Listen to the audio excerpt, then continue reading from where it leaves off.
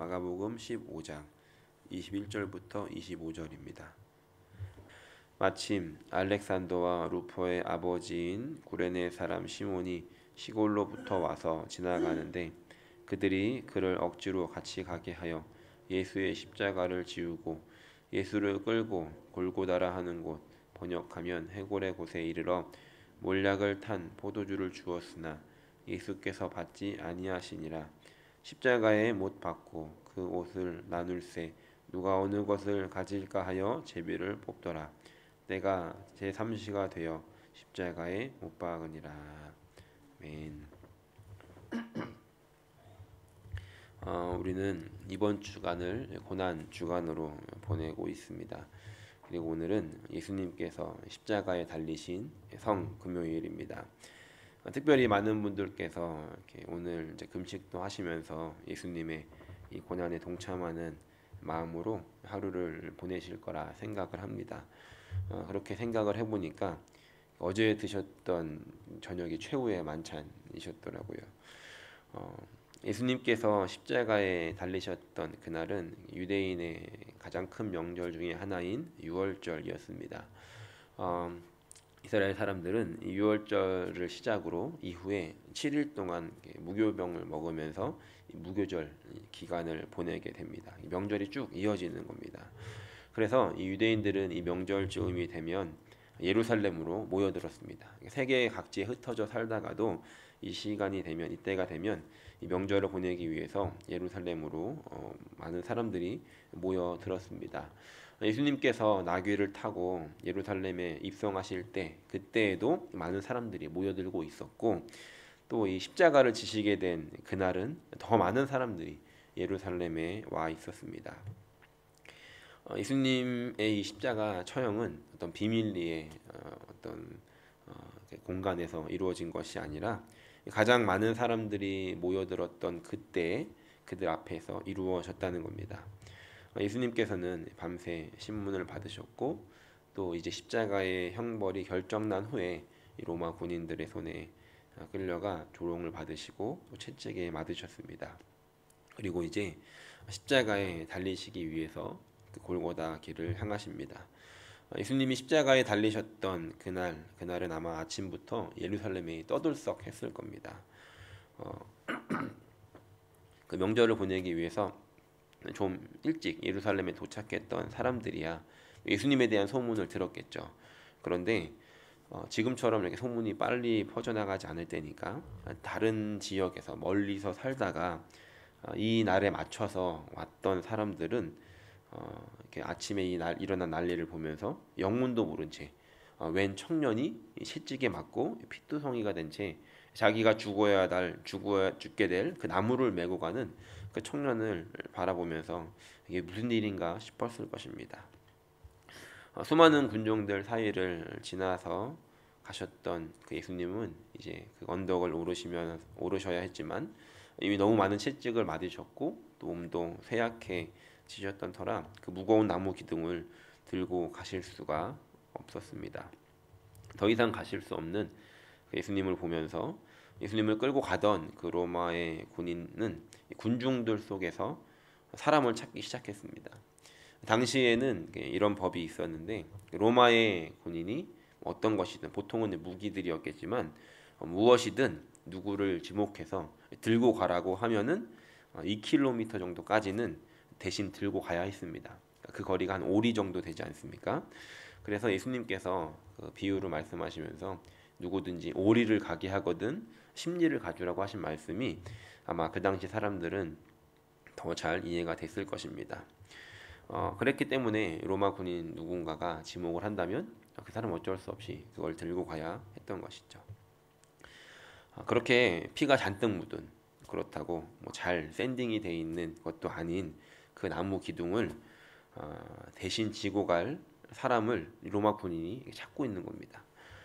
만약에 여러분들이 그 자리에 구경을 하러 나오셨다라고 한다면 여러분들은 어떻게 하셨겠습니까? 눈을 피하고 막 그러지 않았겠습니까? 그때 로마 군인이 한 사람을 지목합니다. 너 이리 나와 해가지고 그 사람을 지목하는데 그러니까 속된 말로 하면은 아침부터 재수 없이 걸린 거죠. 그 사람은. 그 사람이 누구인지 오늘 함께 읽은 21절에 이렇게 기록합니다. 마침 알렉산더와 루포의 아버지인 구레네 사람 시몬이 시골로부터 와서 지나가는데 라고 기록합니다. 구레네라고 하는 도시는 북아프리카에 있는 도시였습니다. 이 시몬이 그곳에서부터 왔는지 아니면 그곳 출신인데 오늘 말씀처럼 다른 시골에서 살다 왔는지는 모르겠지만 이 시몬이라는 사람이 지목이 되었습니다. 이렇게 지목을 받은 시몬은 어떻게 반응을 했겠습니까? 21절 후반에 보면 이렇게 기록합니다. 그들이 그를 억지로 같이 가게 하여 예수의 십자가를 지우고 억지로라고 써 있습니다. 시몬은 예수님의 모습을 보면서 기쁨과 감사로 손들고 제가 하겠습니다로 나온 게 아니라는 겁니다. 아침부터 걸려서 억지로 그 십자가를 끌고 가게 됐다는 겁니다. 하필 그 시간에 거기를 지나가다가 이게 도대체 뭔 일인가 싶어서 구경을 나왔는데 시골에서 이제 농사를 짓느라니 막 일근육이 막 발달되지 않았겠습니까? 로마 군인의 눈에 띄어서 그 나무를 들고 갈 만한 사람을 찾아야 했기 때문에 그 시몬이 지목이 되어서 억지로 끌려 나와 십자가를 대신 지게 되었다는 겁니다. 이때 시몬은 무슨 생각을 했겠습니까? 오늘 말씀의 제목입니다. 왜 나야? Why me? 도대체 왜 나야? 이런 생각하지 않았겠습니까? 여기 사람들이 이렇게 많은데 왜 나냐고. 도대체 저 사람이 누구인데 내가 고생을 해야 되나 이런 생각하지 않았겠습니까? 로마 군인의 닭달에 거부는 못하고 투덜거리면서 이 골고다 언덕을 오르지 않았겠습니까? 영분도 모른 채 그렇게 억지로 메고 가는 십자가. 우리도 신앙생활을 하면서 또 인생을 살면서 이런 일을 겪을 때가 있는 것 같습니다. 느닷없이 닥친 고난. 수많은 사람들이 있는데 왜 하필 나인가? 잘못은 저 사람이 했는데 왜 내가 대신 어려움을 당해야 하는가? 내가 교회를 잘 섬기고 봉사를 하는데 왜 나만 이렇게 힘들고 나만 피해를 봐야 하는가?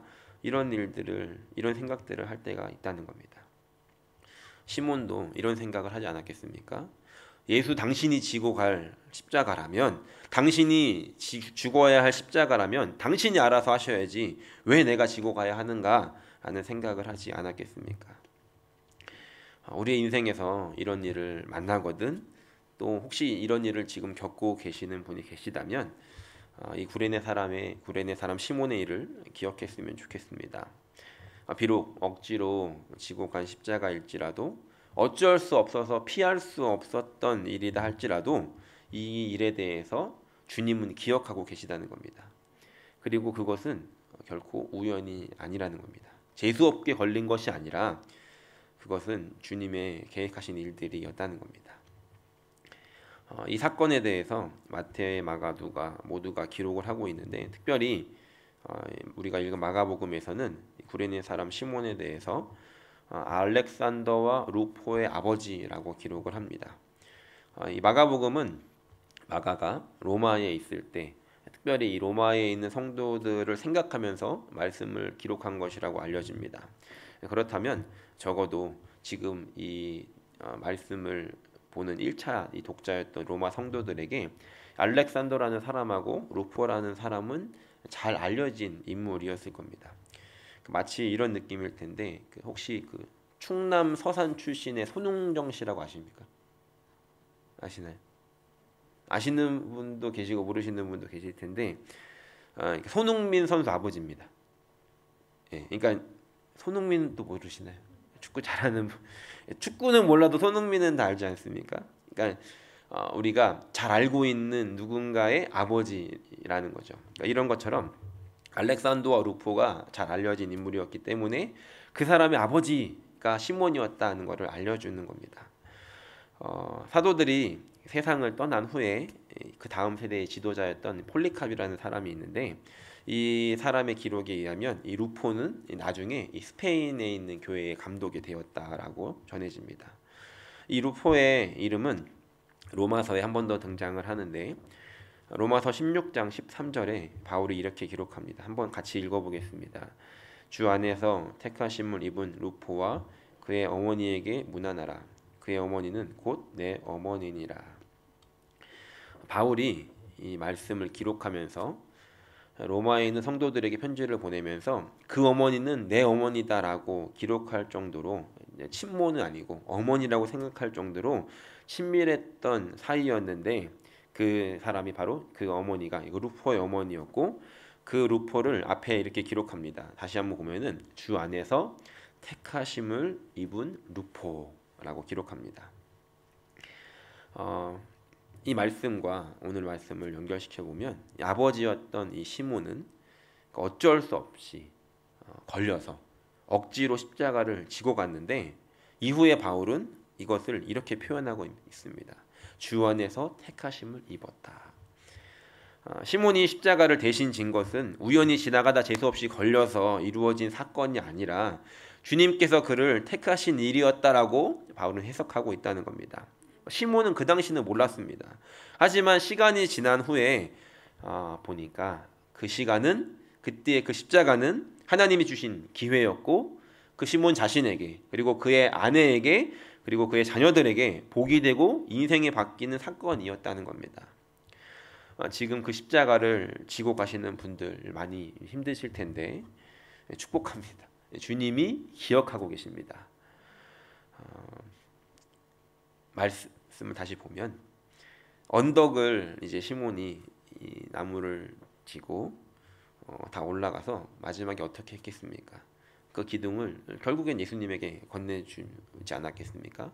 그러니까 이 십자가를 지고 가는 이 일은 반드시 끝이 난다는 겁니다.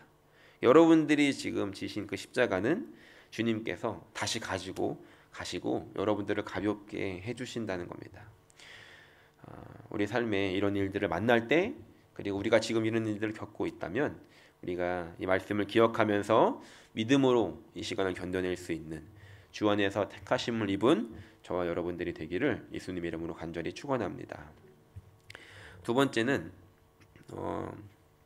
이 오늘 말씀 읽은 이 부분에 대해서 하는 신학자가 이렇게 표현을 했습니다. 그러니까 시몬이 지금 예수님이 지고 가셔야 할 십자가를 대신 지고 간 이 일에 대해서 이렇게 얘기를 했는데, 때로는 주님도 우리가 필요하신가 봅니다 라고 이야기를 했습니다. 예수님이 하실 수 없었기 때문에 시몬이 대신했다는 말인데, 여러분들 어떻게 생각을 하십니까? 이런 생각 해봤습니다. 그동안에 예수님께서 하신 기적들을 본다면 그깟 나무 기둥 하나 못 들고 가시겠습니까? 예수님 이런 말씀을 하셨거든요. 믿음이 있으면 산을 옮길 수 있다고 했는데, 예수님이 채찍에 너무 많이 맞아가지고 그 믿음이 없어져서 기둥조차 못 움직이시는 그런 게 됐겠습니까? 그렇지 않다는 겁니다. 시몬이 그 십자가를 지고 가게 두셨다는 겁니다. 왜 그랬을까요? 시몬이 투덜투덜 거리니까 예수님이 야 놔둬라, 그냥 내가 할게, 그냥 가, 이럴 수 있는데 그러지 않으셨다는 겁니다. 이 말씀을 준비하면서 왜 하필 시몬이었을까를 가만히 묵상하다가 이런 생각이 들었습니다. 원래 지금 시몬이 십자가를 지고 가고 있는데, 그 십자가는 원래 시몬이 지고 가야 될 십자가였구나라는 겁니다. 그러니까 이게 뭔 소리인가 싶으시겠지만, 지금 예수님이 십자가를 지러 가시는 거는 예수님 자신의 죄값을 치르기 위해서 십자가에 죽으시는 게 아니었다는 겁니다. 그러니까 우리가 이렇게 무리 중에서 시몬만 보면은 시몬이 억울한 상황이죠. 남들은 가만히 있는데 혼자 하는 거니까. 그런데 이 나머지 무리를 다 빼고 예수님과 시몬만 놓고 보면 이 죄값을 치르고 죽어야 되는 거는 예수님이 아니라 시몬이라는 겁니다. 그러니까 예수님이 감당하신 그 십자가는 물론 시몬뿐만이 아니라 그곳에서 예수님을 구경하던 모든 사람들을 포함하여 오늘을 살고 있는 저와 여러분들의 죄를 위해 대신 지신 십자가였다는 겁니다. 다시 말해서 그 십자가는 주님이 지신 십자가가 아니라 내가 지고 가야 되는, 내가 감당해야 될 죄값이었다는 겁니다. 그런데 예수님께서 나 대신 채찍에 맞으신 것이고 나 대신 십자가에 못 박혀 죽으신 것에 비하면 우리는 겨우 그 나무 기둥 옮겨드리는 것밖에 할 수 없는 그런 존재라는 겁니다. 혹시 여러분들의 삶 속에 예수님을 따라가느라고 아니면 예수님을 믿는 예수님의 자녀답게 사느라고 당하지 않아도 될 그런 불이익을 당하신 적이 있으신가요? 그것 때문에 듣지 않아도 될 그런 욕을 먹으신 적이 있으신가요? 안타깝지만 교회 밖에서만 일어나는 일이 아니라 교회 안에서도 이런 일들을 우리는 당할 수 있다는 겁니다. 연약한 지체를 돌보느라고 고난의 길을 걸어가야 될 때도 있더라는 거죠. 그런데 그러한 모든 일들, 우리가 예수님 때문에 겪게 될 수 있는 그런 모든 어려움들은 그분이 하신 것에 비하면 사실 아무것도 아니라는 겁니다. 우리는 겨우 그 십자가를 잠깐 옮겨드린 것 뿐이지 그분이 대신 맞으셨고 그분이 대신 수치를 당하셨고 그분이 대신 십자가에 달려 죽으셨다는 겁니다. 그리고 예수님은 정말 온전하게 그 값을 치르셨습니다. 그러니까 우리는 이제 어떤 물건을 살 때 좀 깎거나 더 싸게 사는 방법을 찾지 않나요? 다 잘 사시는 거죠. 예. 예수님은 이 일들을 당하실 때 그 값을 깎지 않으셨다는 겁니다. 그것이 어디에서 찾을 수 있냐면 23절 말씀을 보면 이렇게 기록합니다. 몰약을 탄 포도주를 주었으나 예수께서 받지 아니하시니라. 이 몰약을 탄 포도주는 마취제 역할을 했습니다. 그래서 종종 이런 이제 십자가 형벌이 진행될 때 그것을 불쌍히 여긴 사람들이 그 십자가 예수님뿐만이 아니라 이제 십자가 형벌들이 종종 있지 않았겠습니까? 그러면 사람들이 그 사람을 고통을 덜어주고자 몰약을 탄 포도주를 건네주고는 했다는 겁니다. 그럼 이런 거죠. 그러니까 파나돌이랑 뉴로펜이랑 타이레놀을 다 섞어가지고 한 움큼 섞어서 한 번에 마실 수 있게 줬다는 겁니다. 그러니까 제정신이 아닌 상태로라도 이 죽어가는 고통을 덜어주는 것. 그러니까 이것에 대해서 로마 군인들도 그 정도는 허용을 했다는 겁니다.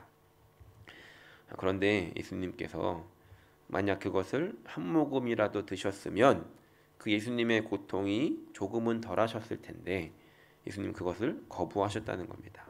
무통주사 없이 완벽하게 제정신으로 예수님 자신이 십자가에서 하셔야 할 그 일이 흐트러지지 않도록 그 일들을 다 감당하시고 우리의 죄값을 치르는 것에 대해서 다른 방법을 사용하셔서 그것을 깎지 않으시고 온전하게 그 값을 치르셨다는 겁니다. 누구 때문에 그렇게 예수님께서 하셨겠습니까? 만약 이것을 나 때문입니다 라고 믿어진다면 우리는 그 사람을 은혜 입은 사람이라고 부릅니다. 그런데 누구 때문에 예수님이 이렇게 죽으셨습니까? 라고 할 때 너 때문에 아니면 다른 누군가가 생각이 난다면 그 생각이 나는 사람은 그 사람이 필요한 게 아니라 그 생각하는 사람이 은혜가 필요한 사람인 것입니다.